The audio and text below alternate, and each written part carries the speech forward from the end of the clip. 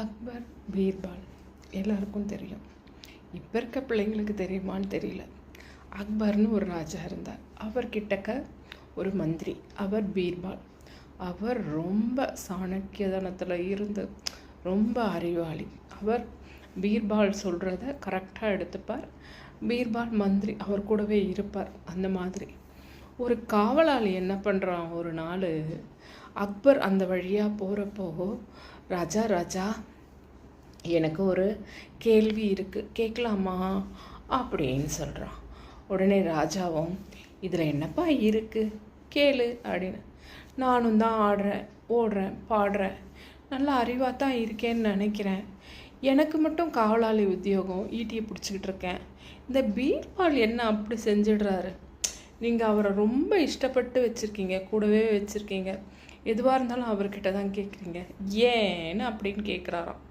ராஜாவுக்கு உடனே ஓஹோ சரிதான், கரெக்டு தான் அப்படின்ட்டு அந்த நேரம் பார்த்து வெளியில் பார்க்குறாரு. அப்போது ஒரு 120 வண்டி கிட்டக்க 100 வண்டிக்கு மேலே ஒரு மாட்டு வண்டிங்க போயின்ட்டுருக்கு, என்னமோ ஏற்றிக்கிட்டு போயின்ட்டுருக்கு. உடனே ராஜா அந்த காவலாளிகிட்ட சொல்கிறார், அது என்ன 150 மாட்டு வண்டி கிட்டக்க போயின்ட்டுருக்கு அப்படின்னு சொல்லிட்டு சொல்கிறான். பஞ்சம் நெல்லும் போகுது அப்படின்னு சொல்கிறான். உடனே ராஜா சொல்கிறாரு, எங்கேருந்து வருது அப்படின்னு கேட்குறாரு. உடனே அவன் ஓடி போய் மறுபடியும் கேட்டுட்டு மறுபடியும் மேலே ஏறி வந்து சொல்கிறான், எங்கே போகுது? ஓ, திருப்பி கீழே இறங்கி போய் திருப்பி மேலே வந்து பழமொழி நாட்டுக்கு காணாமுனா செட்டியாருக்கு போதான். ஓஹோ, எங்கே போகுது அப்படின்னு கேட்குறான். மறுபடியும் அவன் கீழே இறங்கி போய் திருப்பியும் கீழே இறங்கி இந்த மாதிரி ஒரு 10-15 கேள்வி கேட்குறார். ஒன்றுத்துக்கும் போய் போய் போய் போய் போய் போய் வரான். எல்லாருக்கும் அந்த காமெடி தெரியும், விவேக்கும் சூர்யாவோட காமெடி. விவேக் ஒன்றுன்னா ஃபோன் பண்ணி பண்ணி கேட்பான், சூர்யா ஒரே ஃபோனில் எல்லா பதிலும் சொல்லிடுவான். அந்த மாதிரி அப்போது இவனுக்கே அழுத்து போச்சு. ராஜா, உங்களை நான் தெரியாமல் கேட்டுட்டேன், நான் தப்பு பண்ணிட்டேன், என்னை மன்னிச்சிடுங்க, என் கால் முட்டி கழண்டு போச்சு, என்னை விட்டுடுங்க ராஜான்னு கெஞ்சுறானா. அப்போது பீர்பால் வராரு.